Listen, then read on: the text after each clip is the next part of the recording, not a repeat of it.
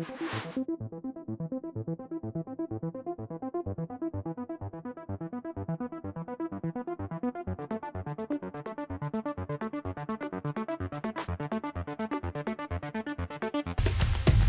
बच्चों, math with Suryansh class में आपका फिर से स्वागत है। मेरा नाम सूर्यांश सिंह और आज हम क्लास 9th के first chapter the use of coordinate को पढ़ेंगे। अभी हम लोग पार्ट 6 कर रहे हैं। पार्ट 6 में हम लोग डिस्टेंस बिटवीन 2 पॉइंट को पढ़ेंगे। हमने एक्सरसाइज 1.2 तक पूरा कंप्लीट कर लिया है। अगर आपको नहीं पता है तो इसके पहले पार्ट 5 यानी पार्ट 5 में आप जाके 1.2 तक पूरा एक्सरसाइज देख सकते हैं। चलिए बिना किसी देरी के हम आगे पढ़ते हैं। Distance between 2 point. बेटा होता क्या है डिस्टेंस बिटवीन 2 पॉइंट्स, आज इसको हम देखेंगे। पहले देखिए, अगर आप अभी पढ़ रहे होंगे, जैसे कि मान लो ये हमारा वाई एक्सिस और एक्स एक्सिस पे हम कहीं पे भी पॉइंट लगा के, मान लीजिए ये पॉइंट, ये लाइन ड्रॉ करके हम बता देते थे कि ये एग्जैक्ट लोकेशन यहाँ पे है। ठीक है, तो अभी हम कहीं पॉइंट लगा पर यहाँ पे पॉइंट किए, यहाँ पे पॉइंट किए, इस दो पॉइंट के बीच में एक मैंने लाइन ड्रा किया, तो इन दोनों पॉइंट का डिस्टेंस बताना हो कि ये कौन से लोकेशन पे कहाँ पे है, तो इसको आज हम पढ़ेंगे। चलिए, तो यहाँ पे हम देखते हैं। पहले हम ले लेते हैं, यहाँ पे एक हम पॉइंट मार्क कर देते हैं। मान ये हमारा पता ही है आपको, ये हमारा वाई एक्सिस है, ये वाई डैश है, ये एक्स है, ये एक्स डैश है। ठीक है, एक पॉइंट यहाँ पे है, एक पॉइंट यहाँ पे है। ठीक है, तो अब यहाँ से यहाँ तक एक लाइन ड्रॉ कर देते हैं।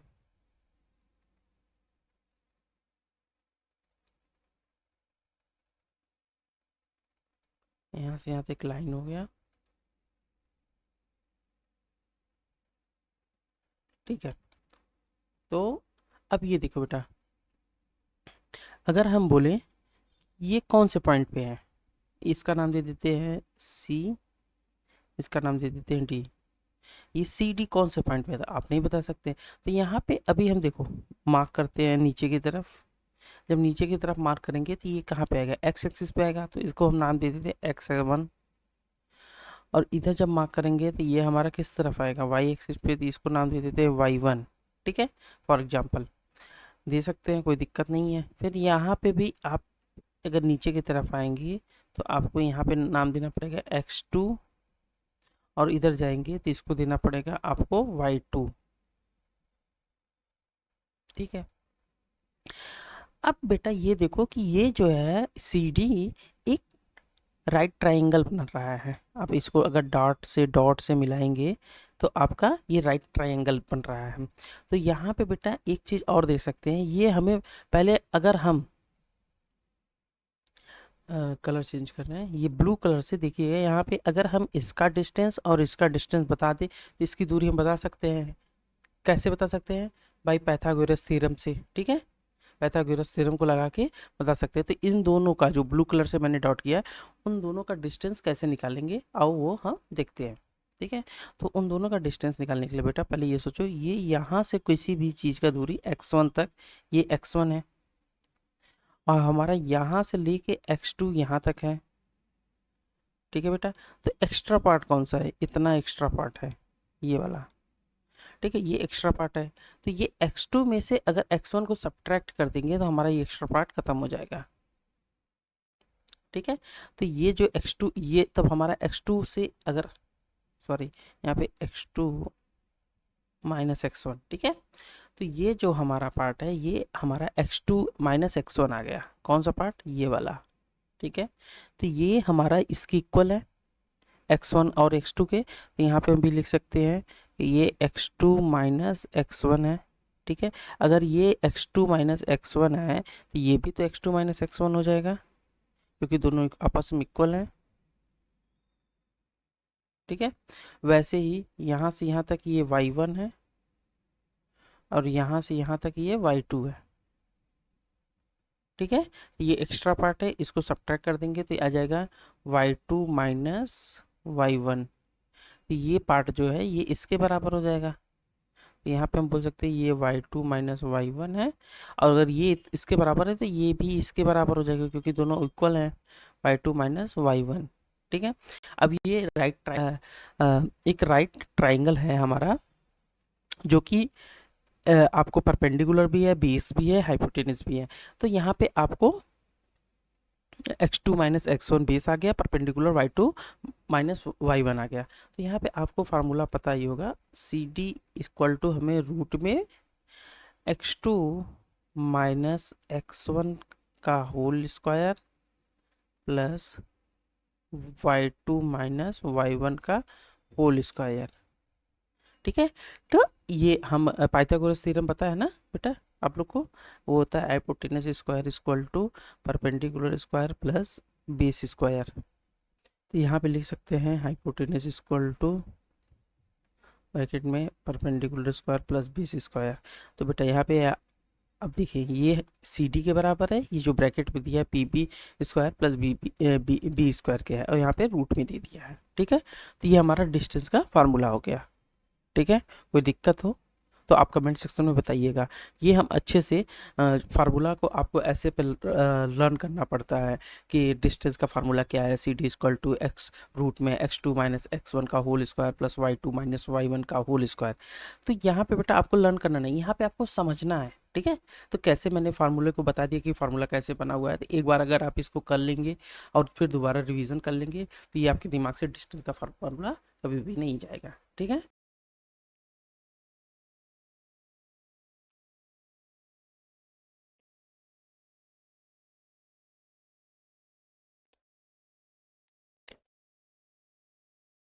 तो यहाँ पे हमने डिस्टेंस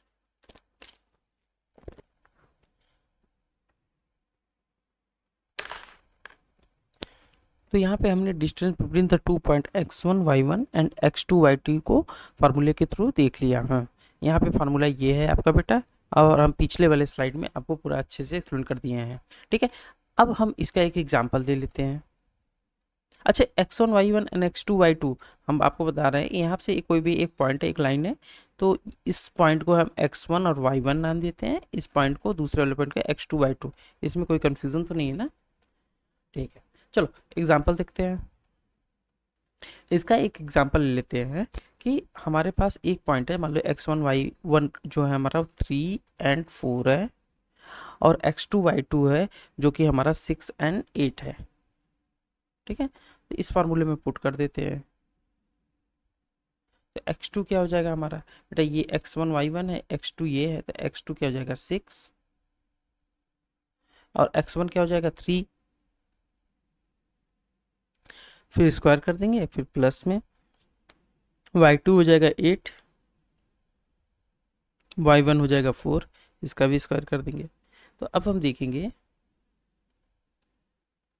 6 में से 3 गया 3 आ जाएगा, और 8 में से 4 गया 4, ये 3 का होल स्क्वायर, ये 4 का होल स्क्वायर, इसको रूट में कर लेंगे। ठीक है, 3 का स्क्वायर करेंगे 9, 4 का स्क्वायर करेंगे 16, ये हमारा 25 ही, रूट में 25 या तो 5 बोल सकते हैं।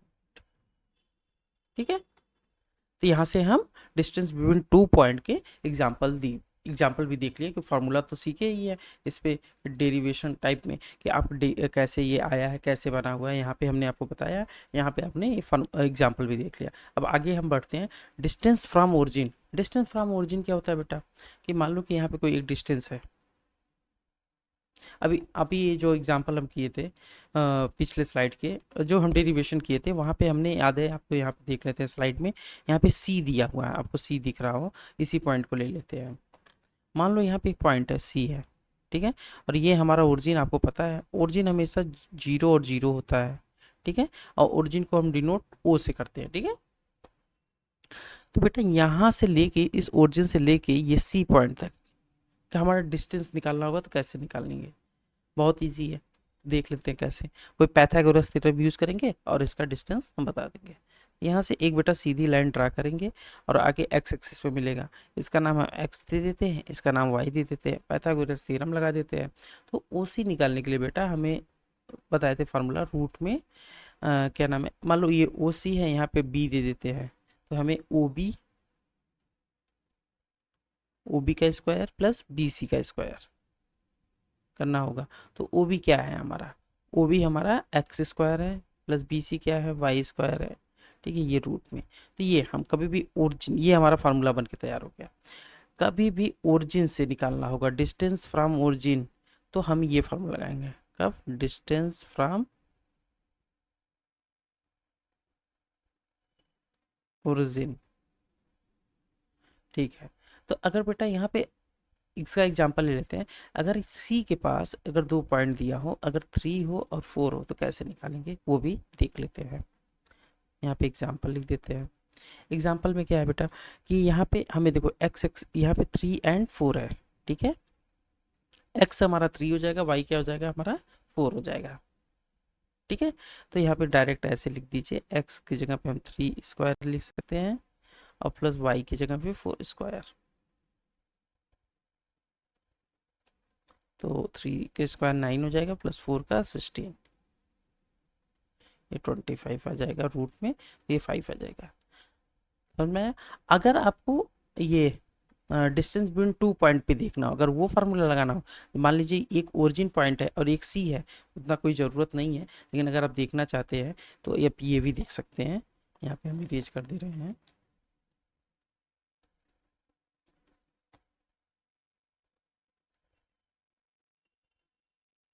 ठीक है, तो यहाँ पे हमारा बेटा क्या फार्मूला था डिस्टेंस का?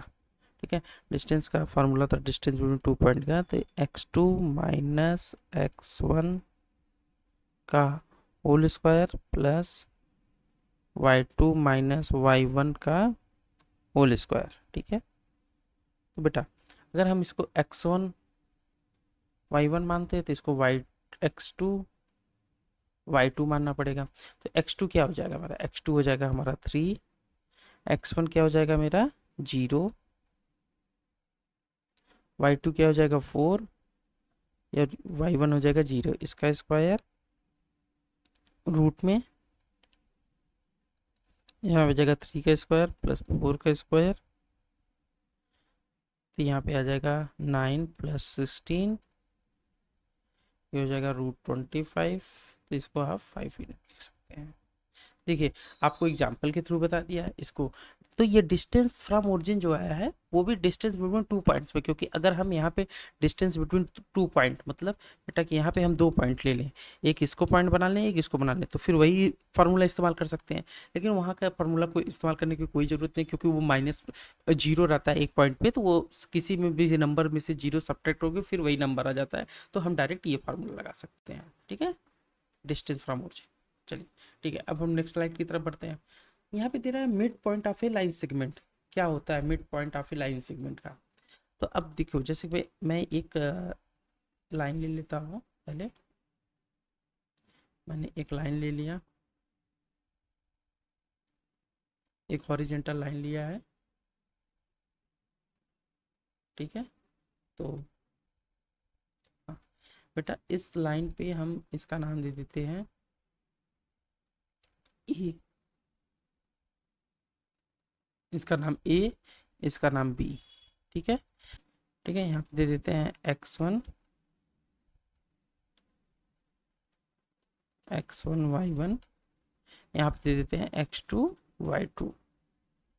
जैसे आपको नाम से ही लग रहा होगा, यहाँ पे दिया हुआ है मिड पॉइंट ऑफ लाइन, एक लाइन सेगमेंट का मिड पॉइंट। अगर हम मान लेते हैं फॉर एग्जांपल ये हमारा मिड पॉइंट है।